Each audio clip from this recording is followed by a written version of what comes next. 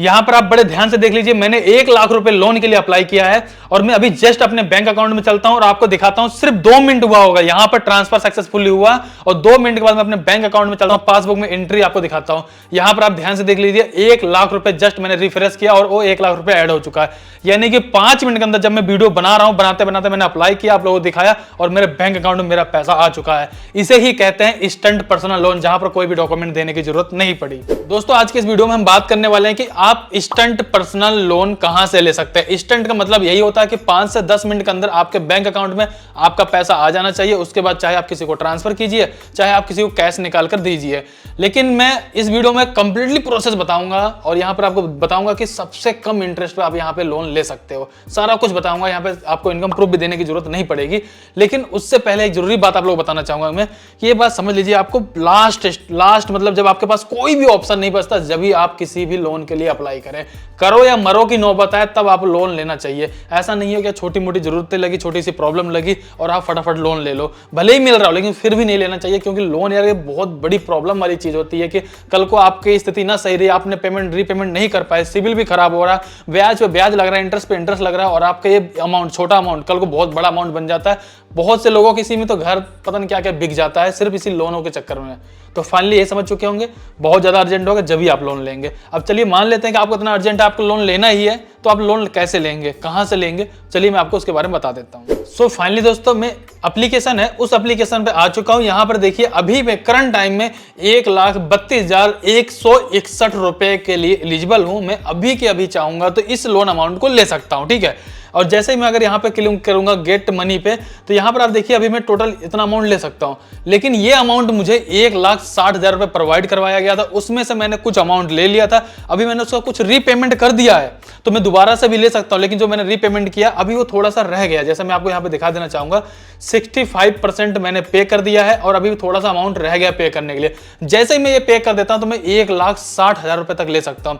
लेकिन मुझे ऐसा लगता है ठीक है, मेरा एक लोन तो चल ही रहा है, लेकिन आज मुझे फिर से जरूरत पड़ गई है, तो कोई प्रॉब्लम नहीं है। अभी भी मैं यहां से 1,32,161 रुपए ले सकता हूं। दोस्तों यहां पर मैं इस लोन को लेने से पहले आपको कुछ और जानकारी देना चाहूंगा। आपके माइंड में कई सारे क्वेश्चन आ सकते हैं कि ये कौन सा एप्लीकेशन है, हम कैसे लेंगे, अगर हमारे पास डॉक्यूमेंट्स नहीं है तब हम कैसे लेंगे, हमारे पास कैसे शो करेगा। जितने भी डाउट, जितने भी क्वेश्चन होंगे, वीडियो को आप ध्यान से देखिएगा। मैं आपको कंप्लीट पूरी जानकारी एंड तक जरूर दे दूंगा। लेकिन ये ध्यान रखिएगा कोई भी स्टेप मिस मत करिएगा, ताकि अगर आपको लोन लेना हो तो कोई स्टेप अगर आप मिस कर देते हैं, उसकी वजह से आपको कोई प्रॉब्लम आती है, तब आप लोग कमेंट करते हो सर यहाँ पे हमें लोन नहीं मिल रहा है या प्रोसेस नहीं हो रहा है। तो उसमें प्रॉब्लम ये होती है कि आप उस स्टेप को नहीं देख रहे हो, क्योंकि आप सीधी सी बात है किसी फॉर्म को फिलअप कर रहे हो, कहीं पर अगर एक छोटी सी मिस्टेक करोगे तो प्रोसेस नहीं होता है। ये आप भी जानते हैं, ये बात मैं भी जानता हूँ, ठीक है।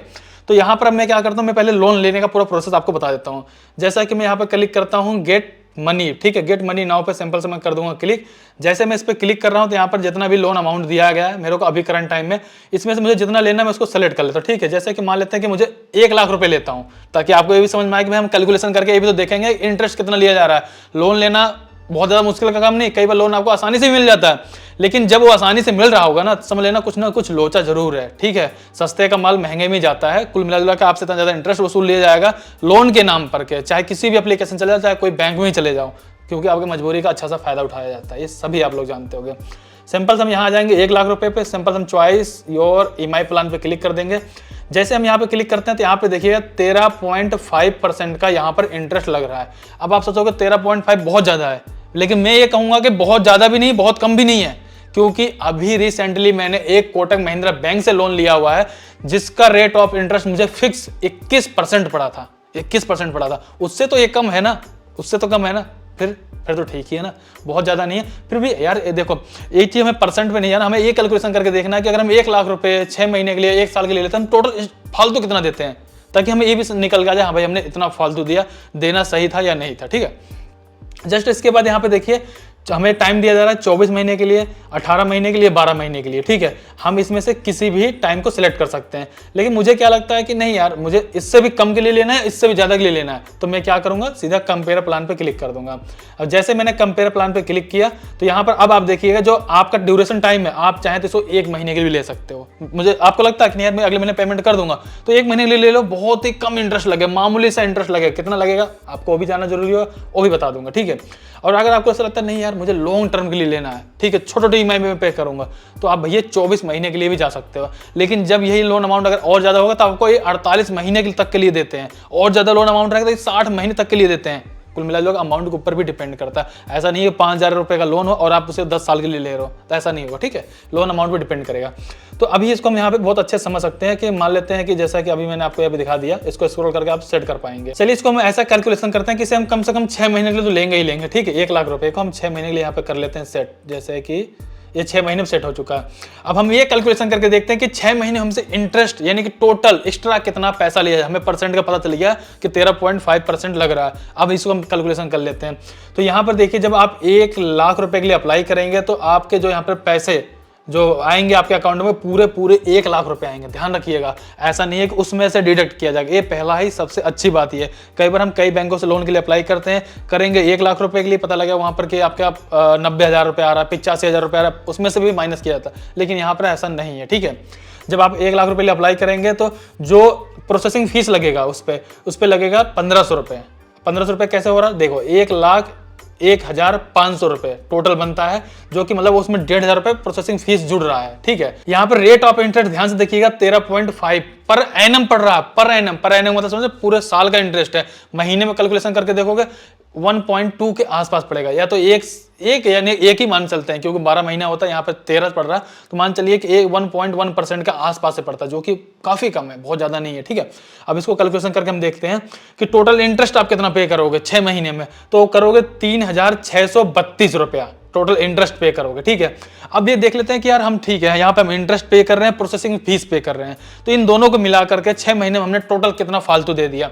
तो हम यहाँ पे टोटल जो फालतू दे रहे हैं वो 5,132 रुपया दे रहे हैं। तो मुझे ऐसा लगता है कि अगर हम किसी से 1 लाख रुपए लेते हैं, 6 महीने में उसे पैसा देते हैं, तो हम यहाँ पर उसे 5,132 रुपए एक्स्ट्रा दे रहे हैं। महीने के देखेंगे 800-900 रुपए फालतू दे रहे हैं, तो कोई ज्यादा तो नहीं है, मुझे ऐसा लगता है। फाइनली अब भी कमेंट कर बताइएगा कि आपको कैसा लगता है, ठीक है।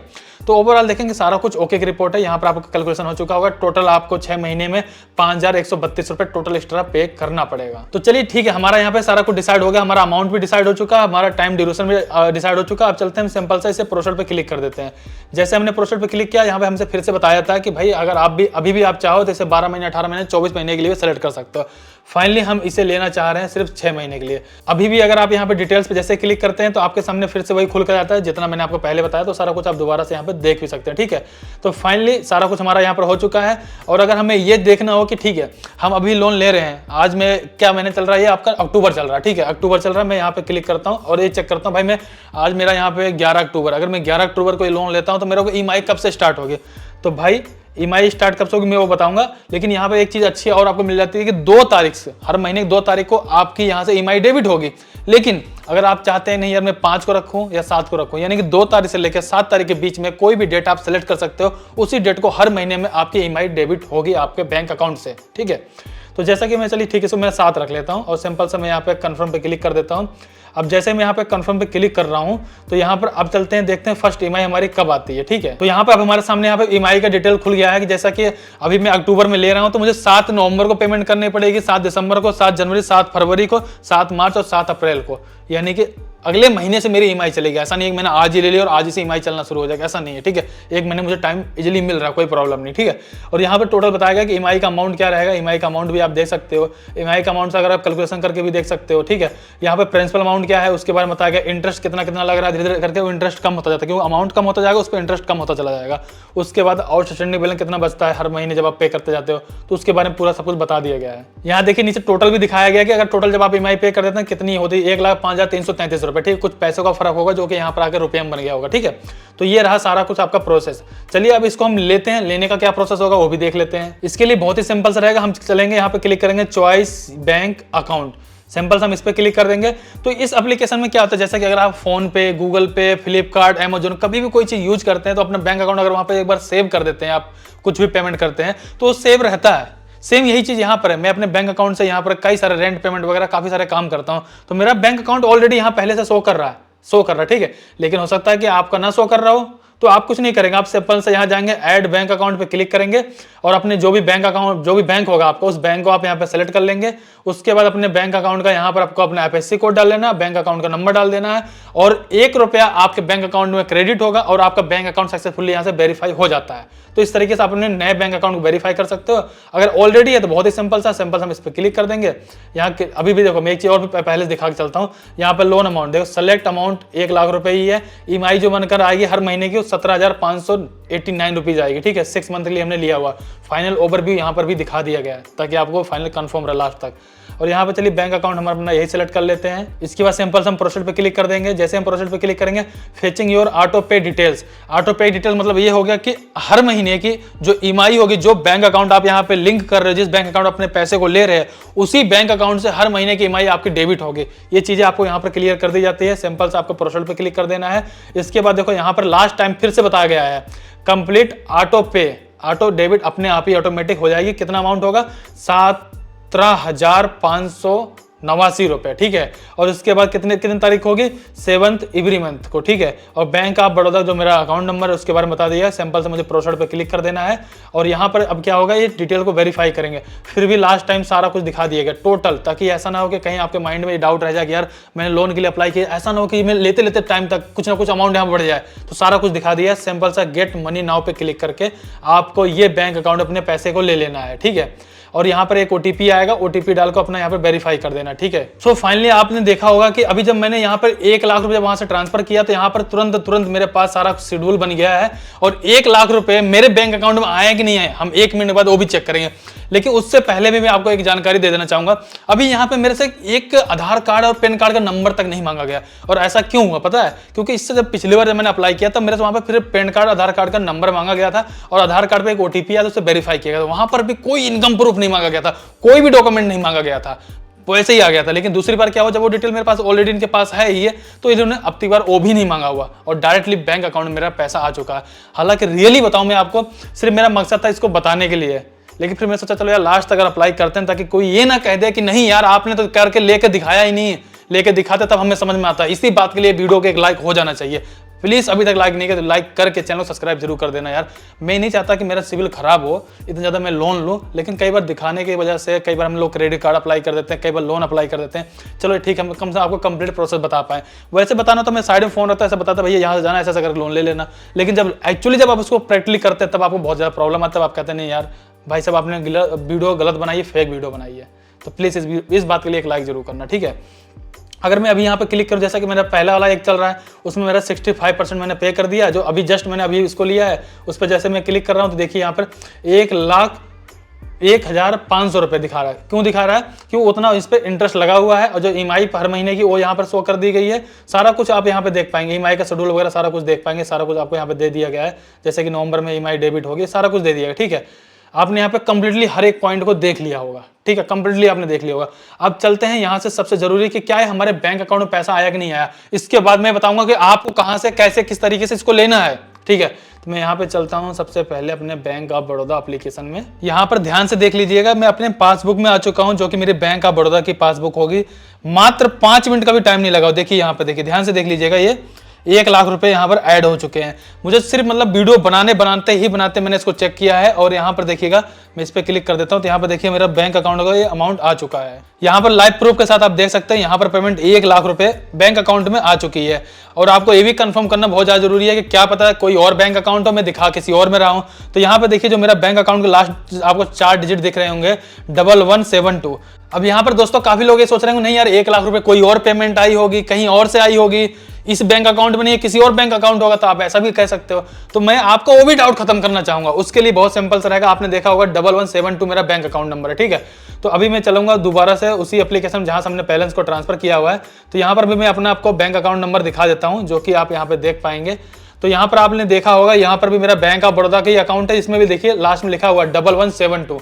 सेम बैंक अकाउंट नंबर में ये बैलेंस आ चुका है इजीली, ठीक है।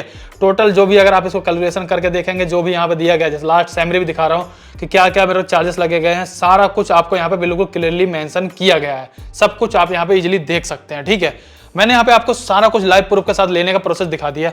अब यार जरूरी बात यह है कि आप इस लोन को कैसे ले सकते हो, ये सबसे ज्यादा जरूरी बात है दोस्तों। ये लोन आप ले सकते हो। अगर आपके पास क्रेडिट कार्ड है, ध्यान से सुनिएगा एक एक पॉइंट को, अगर आपके पास क्रेडिट कार्ड है और अपने आप क्रेडिट कार्ड की बिल पेमेंट तो करते ही होंगे, चाहे कहीं से भी करते हो, लेकिन अगर आप क्रेड एप्लीकेशन से करेंगे, क्रेड एप्लीकेशन ट्रस्टेड एप्लीकेशन है, कोई ऐसा नहीं कोई ऐसी मैं एप्लीकेशन के बारे में बात कर रहा हूं, मिलियंस में डाउनलोड है और लगभग जितने भी क्रेडिट कार्ड यूजर्स हैं सब लोग क्रेड एप्लीकेशन यूज करते हैं। उसके पीछे सबसे अच्छा रीजन ये है कि वहां पर आप मल्टीपल क्रेडिट कार्ड को एक ही जगह पे ऐड कर सकते हो, उसकी पेमेंट कर सकते हो, स्टेटमेंट को चेक कर सकते हो, टोटल ड्यू अमाउंट को, अनबिल्ड अमाउंट को, सारा कुछ चेक कर सकते हो, उसके साथ रेंट पेमेंट कर सकते हो, बहुत सारी फैसिलिटी मिलती है। रेंट पेमेंट अगर आप क्रेडिट कार्ड से करते होंगे, कहीं से भी करेंगे, सबसे ज्यादा इंटरेस्ट लगता है, सबसे ज्यादा चार्जेस लगता है, लेकिन क्रेडिट एप्लीकेशन से सबसे कम लगता है। मैं पर्सनली यूज करता हूं।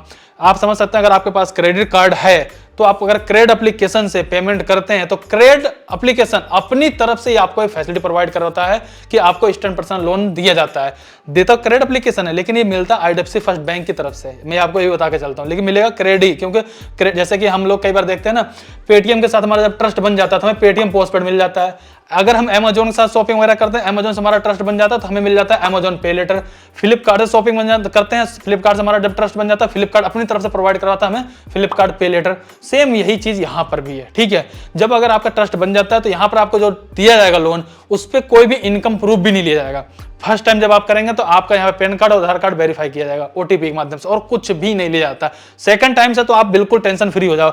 मान लीजिए आपको 2 लाख रुपए की लिमिट दी गई है लोन की, 2 लाख रुपए ले सकते हो। जैसे रीपेमेंट करोगे, 1 लाख आपने रीपेमेंट कर दिया, दोबारा फिर आप पेमेंट दोनों वापस ले सकते हो।